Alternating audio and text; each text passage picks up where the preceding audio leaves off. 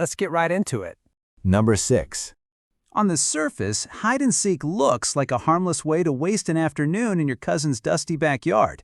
But your ancestors weren't doing it for fun. They were literally playing Don't Get Eaten by a Saber-Toothed Tiger. Every time you squeezed behind a couch or stuffed yourself into a closet, you were rehearsing a survival instinct baked deep into the brain: concealment. Humans have terrible claws, weak jaws, and we don't exactly sprint like cheetahs. What we do have is the ability to vanish into the environment. Kids crouching under tables are unknowingly testing how well they can suppress their giggles while pretending they don't exist, which, evolutionarily speaking, is basically camouflage training. Your heart rate goes up, your breathing slows, your ears become sonar dishes. It's the same primitive system our ancestors used when predators were nearby. You thought you were hiding from your older sibling, but really, your nervous system was doing a dress rehearsal for being hunted. Every shriek of "found you" was the childhood equivalent for a lion breaking cover. It's all fun and games until you realize that the way you instinctively curl up behind furniture is identical to prey animals freezing in tall grass. Basically, your entire childhood was a National Geographic episode, minus the narrator with the soothing British accent. Number 5.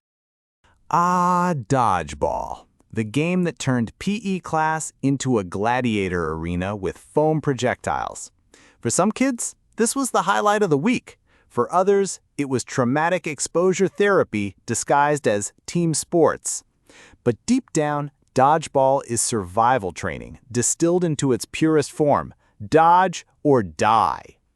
Every time you squared up against that one kid with an arm like a medieval trebuchet, your brain went into overdrive, eyes tracking the ball, predicting trajectory, muscles twitching in anticipation, all so you could avoid blunt force humiliation.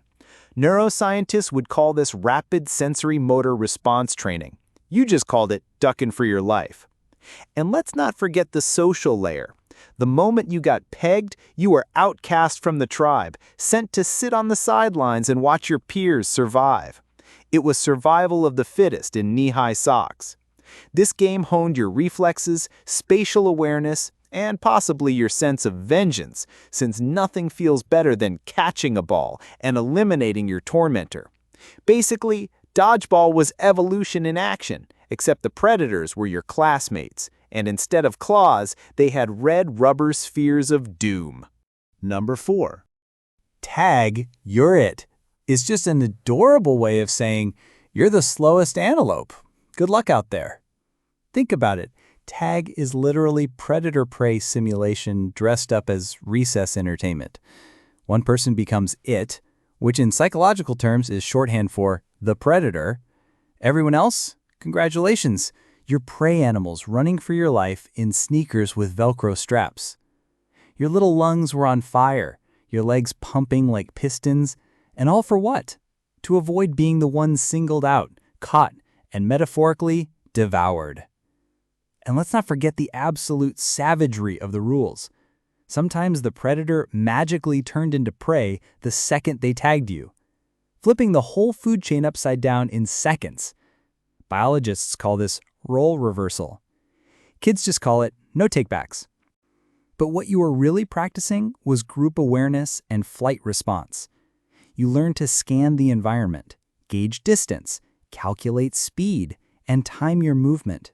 All things that literally kept humans alive when running away was the smartest choice. So while you thought you were just sprinting across a playground, you were actually rehearsing the art of not becoming dinner. Childhood was just cardio with higher stakes. Number 3. Nothing says bonding experience like linking arms with your friends and daring someone to sprint at you full speed. Red Rover is marketed as teamwork, but let's be real. It's basically child-friendly combat training. 2 teams form human walls, and some poor kid gets voluntold to launch themselves like a missile into locked elbows. That's not a playground game. That's battlefield tactics dressed up in rhymes. Think about the mechanics. You're bracing your body, locking joints, distributing force, and hoping your fragile arm bones hold the line. Congratulations, you've just recreated an ancient phalanx formation. The same strategy Spartans use with shields?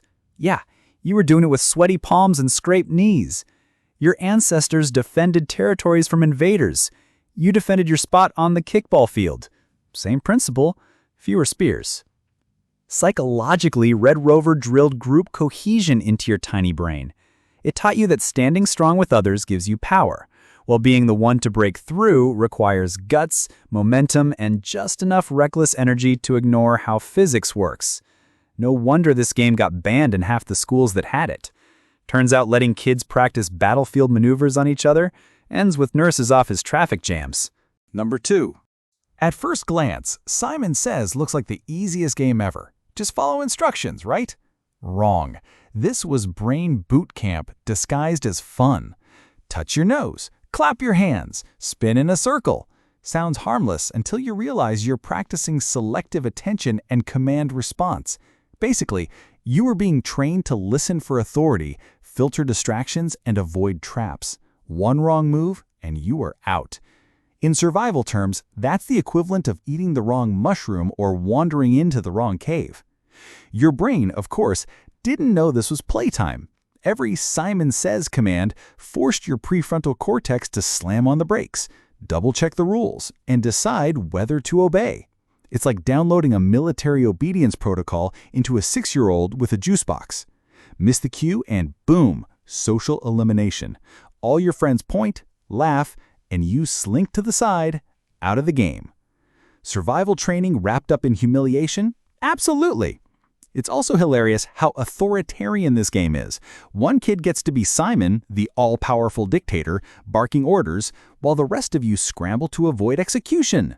That's not a playground game. That's a crash course in living under a regime. Basically, Simon Says is the psychological equivalent of a stress test, preparing you to survive a world where sometimes doing exactly what you're told is the only way to make it through. Number 1. Few games are as deceptively innocent as musical chairs. Music, laughter, kids running in circles. It looks like wholesome fun until the soundtrack stops and everyone transforms into elbow-throwing gladiators fighting for limited resources. This is pure survival training, teaching scarcity economics before you even knew what money was. The rules are brutally simple. There are fewer chairs than people, so when the music cuts, somebody gets left standing. That somebody, eliminated. In evolutionary terms, that's the equivalent of being the one caveman who didn't get a safe cave to sleep in. Guess who the predators are snacking on tonight? The game trains your situational awareness, reaction time, and ruthless competitiveness. You weren't just listening to the music. You were strategizing foot placement, monitoring rivals, calculating chair angles like some tiny stockbroker of survival. And when push came to shove, literally, you learned that elbows and shoves were totally fair game. Musical chairs is childhood's way of saying, life is unfair, resources are scarce, and if you snooze, you lose. Or in this case, if you didn't shove Jimmy hard enough, you were out. That's all for today. I'll be making similar videos in the future. Subscribe to see them.